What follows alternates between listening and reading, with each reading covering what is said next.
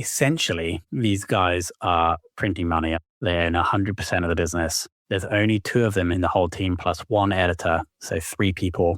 Their costs cannot be greater than $1 million a year based on my calculations.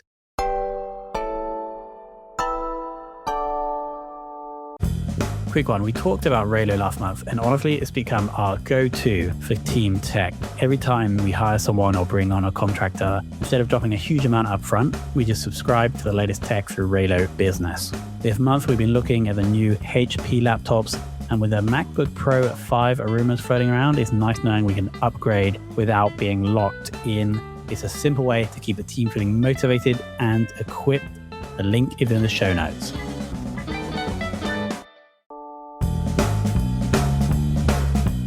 Hello and welcome to this episode of Cash Machines, and we have a big one for you today. It all started around 3 weeks ago. And again, what's that from my good friend Luke Shipley? Shout out to Zinc.work, a reference checking software that's doing real well. Anyway, I don't get a message from Luke that often, so I had a look, very excited, and it was just a screenshot of a quote from somewhere. And I'll read it out to you. It says, "The Acquired podcast is a beast of a business. They publish 8 episodes, or they will publish 8 episodes all of next year, and will have over 60 million in revenue through ad reads alone." This obviously gets my attention. And I spend the last week or so researching my conclusions, and I'll give the headline of this episode away now. Is it actually isn't 60, I don't think.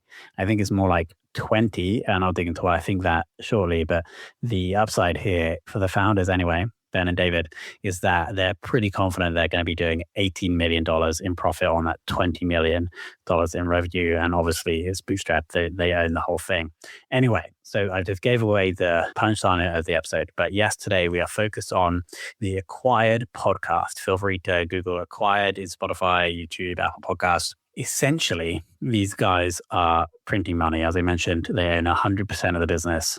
There's only 2 of them in the whole team plus 1 editor, so 3 people. Their costs cannot be greater than $1 million a year based on my calculations. And I'm pretty confident they're going to be doing around $20 million in revenue. So I would not be surprised if Ben and David are pulling out, let's say, $5 million per year from the business. And obviously their startup costs would be absolutely minimal. So obviously this deserves a full episode on Cash Machines. Let's jump into this right now. So the show first started in 2015, 2016. And initially it was just Ben and David. They met through, I don't know, some kind of startup thing. And they initially started just breaking down deals. So deals in Silicon Valley that I think went well. And did okay. I've listened to the first episode. It's very disjointed, nothing like the published versions you see now. But then they slowly iterated their episode type over the year, quite subtly, actually. They went from just doing tech deals. They don't have guests, or their main episode type doesn't have guests. So it was just the 2 of them discussing tech deals. And then it was just the 2 of them discussing tech companies. And then now, or what they've been FQing on for around 4 years, it's just the 2 of them discussing timeless, durable companies. Episodes can range from 2 to 4 hours. And for some companies like Google this year, they did 3 episodes ranging with an average of around 3 hours per show. So big, chunky episodes. And it's just the 2 of them. They have separate episode types that are not on the main feed where they do interviews. And sometimes they do interviews on the main feed as well. But the main episode type is these long, big breakdowns of large, durable companies. So that's essentially the business. They sell sponsorships. They do have a membership club, but that's currently on hold at the moment. I don't think the revenue on that is significant. And so they spent these, let's say, 8 years building up the audience to something that is significant. And so now they're able to charge between $1 and $1.5 million to sponsor a season of the show. And a season is 6 months and would include between 2 and 4 episodes. So they release between 1 episode every 6 weeks to every 3 months. And in terms of their download numbers, that they're hitting around 1 million listeners per episode. And obviously those listeners are not your average like a B2C pop culture podcast listener. The average listener here is interested in technology, interested in finance, interested in business, largely based in the US. And so they actually state that they have the most valuable audience in the world. Obviously, you can't validate that, but you can imagine this audience is significantly more valuable than the majority of other podcasts. So if we assume 8 sponsors per season, and if you listen to an episode, you'll spot about 8 different sponsors. If you have 8 sponsors multiplied by 2 seasons, multiplied by an average of, let's say, $1.2 million per sponsor, that brings me to my $20 million in revenue figure. I can't see from that quote that Luke Shipley sent me before, that they're on the 60 million. I don't see really anywhere else where significant revenue could be coming from. They did have this membership, I think they call it the LP Club. It's currently on hold. It's low cost. So let's say they have a couple of thousand in there. It could be a max $1 million in revenue. So not significant compared to sponsors. So if that's the revenue, let's obviously break down costs. They have an editor. They won't share his name, but we can assume the editor is getting paid quite a lot. They have podcast hosting, which again is going to be thousands of dollars per month. They have their salaries, which I assume are substantial. They do host events, but I am also of the belief that they are essentially charging the sponsors for the events, or maybe they're not. Maybe that's included in the sponsorship, and so there will be some hard event costs. They've been running some big events recently.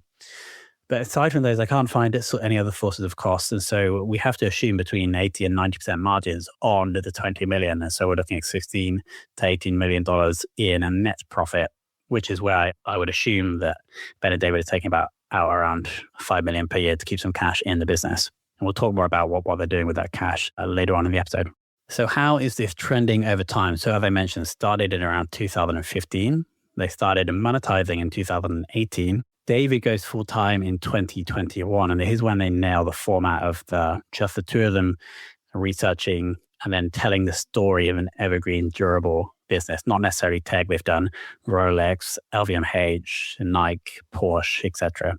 And then in 2024, Ben goes full-time. They've both only been full-time on this since 2024. And we've got an excellent graph that they've actually published showing first 180-day downloads of every episode. And I will link below in the show notes to the article on our site where we have this chart. But it's a beautiful exponential curve starting in 2016, where they had their first episode, like basically 0 downloads. And then only do we start getting to the exponential part of the curve in 2021, 2022, where they have episodes on Bitcoin, for example. They have episodes on Berkshire Hathaway. They have episodes on Sony, Amazon, Nintendo, and then LVMH. It was actually the highest 180-day downloads episode, and that came mid-2023. And so classic like compounding audience growth. And this follows along with the iteration they've been doing on the format. And so I think super important lesson for any media business is you have a thesis initially of what you think is going to be good, what you think your audience is going to enjoy. But you have to evolve and tweak that over time to align with what the audience wants, but also with what you want to create. And I feel like Ben and David really enjoy researching and then discussing these big, large, durable companies. And so they've hit the sweet spot between what the audience wants, which is these large, chunky breakdowns, and what Ben and David enjoy doing. So if we extrapolate assumed revenue and profit growth based on the assumptions I shared earlier regarding revenue and profit, I think when David goes full time, the total revenue is 2021 was about $1.5 million. So with profits of around $1 million. So probably enough to support both of them, but they didn't both jump in. I think Ben jumps in 2024 when the revenue, I think, is around $10 million. And I think it grew from 10 to $18 million. And we're extrapolating this based on download growth in 2025. So again, like 2020, they're making $500 million. So they essentially in the past 5 years went from $500,000 in revenue, I think, to 18 million. So scaling very nicely, which it mirrors the value they're creating because the downloads are going exponential. And if you assume every download is a tiny bit of value being added to the listener, if they're able to capture some of that value with the sponsorships, then the value they're creating for the listeners and the sponsors is increasing exponentially with the increase in download growth. So it makes total sense. And here's what can happen if you get a media business right. Okay, so why have they been able to produce these excess profits over the past 8 years? So first of all, they have essentially nailed the product. They have nothing else in the market that is detailed and informative, yet also entertaining as their podcast episodes. And the way they've been able to do this is they're starting off like a high bar in terms of the knowledge and intelligence of the two hosts. So even if the two hosts were researching and then creating episodes with, like, let's say what the average podcast host may do is like a day of research each, the product is going to be pretty good because these guys have been working in tech, a business, etc., for many years. Ben, his background is technical, so he can code. So that's a good angle on these. And then David's background is finance. So you get the finance and the technical angle in those episodes. But what they actually do is spend on the order of months researching for these episodes. And they also speak up to 40 different sources. On top of that, what they also do, here's an iteration, is that they both do their separate research. They agree who's going to research what. And then they come to recording without actually knowing what the other person has found. And so you actually get live in the episode these elements of surprise, the laughter, the admiration, the shock sometimes from each host if they're able to reveal something interesting. So they research for months, speak to many sources, and then they end up recording for 8 to 9 hours. They initially cut that down to 3 to 4 hours and then keep doing rounds of cuts to get to 2.5 to 3 hours. So it really is this handcrafted, almost like an iPhone. Obviously, the iPhone, there's a lot more people spending a lot more time on it, but the craft that these guys have developed is pretty insane. Something that I think is valuable for any podcasters that Ben said in a recent episode where they're reviewing how they built Acquired, that they view every episode as a chance for churn. And so they're terrified of churn because that would essentially, if they churn too many listeners, that's the end of their business. So they both love doing this. And so they spend months, they speak to many sources, and then they do that massive editing process in order to really nail the product. So that's reason one. Reason number two is how they speak with and work with sponsors. So for every episode, they have single ad reads. So each ad read is specific to the sponsor and specific to that episode, which is different to what most podcasters do. When they sell sponsors, it's not just ads in a podcast. It's almost like advocacy from Ben and David and the Acquired brand. For example, Ben and David are available to go to their events, to interview their CEOs, etc. So more of a partnership. And so the sponsors don't just get the ads, they get the endorsement from the Acquired brand and from Ben and David. And we believe this enables them to charge a premium. Reason number three and final reason is the scale economies. As they've been able to essentially both go full time, what that's enabled them to do, so they basically got enough revenue to go full time. Since they've been going full time, they've been able to build a better product. They're spending months speaking to many sources. And so essentially they have this big value multiplier on the effort that they put in because they know it's going to reach 1 million listeners. And so they keep going harder and harder on production. So for this 3-episode Google series, they spoke to 40 sources. They spent months doing research. And they're also able to get access to sources that no other podcast will be able to do because they have the Acquired name. For example, reaching out to ex-senior Google officials. It's easy if they've heard Acquired and found the podcast for them to get to speak to them, for example. And so just the size and the brand of the show is now enabling them to make better episodes. So it's harder and harder for anyone trying to do the same to catch up. Okay, so what do we think the cash flow is being used for? The most interesting example I found is that they have created a VC called Acquired Capital, and they're taking, presumably, a fund from the show. The first fund, I understand, is $30 million. I'd love to know how much Ben and David put in, but I would assume it's in the multiple millions from Acquired, so Acquired money. But then they probably also found it pretty easy to raise money through listeners of the show. And what they also do is invest in sponsors. And so they select sponsors that they would like to invest in, but they also then get to know the sponsor throughout that process and then are able to have access to put money into the rounds of these sponsors.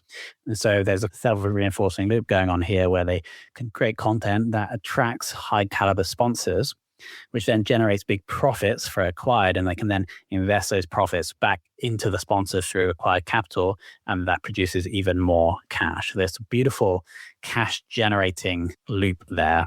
The final and number one learning from me from this cash machine breakdown is that to win in the media game, you just need better content. If you're going to do anything in the media game, or not anything, really the only thing you have to do is create better content. If you get better content, you get the attention. If you get the attention, you can make money primarily through sponsors or through other ways. But as we learn in this case, it can take many years. If you go and check out the graph we have on the article we wrote about this, they actually only reached 1 million in revenue in 2021. we believe, which is 6 years after starting. So it can take many, many years. But once you get it working, they went from 1.5 million in 2021 to roughly 18 million today. And so once you have nailed the content type and you get it working, it can scale quite fast. It might take years to nail that first content type. So that is the acquired cash machine cash flow breakdown. Hope you enjoyed it. If you have any requests for breakdowns, feel free to drop me an email at tom@tomhunt.io or ping me on LinkedIn. I'm always scouting for new cash machines to break down. The most recent one I've been working on, which should be coming out in a couple of weeks, is arguably the greatest cash machine of all time. I won't say the name, but it's an adult content platform. I'll leave it at that. Thank you so much for listening.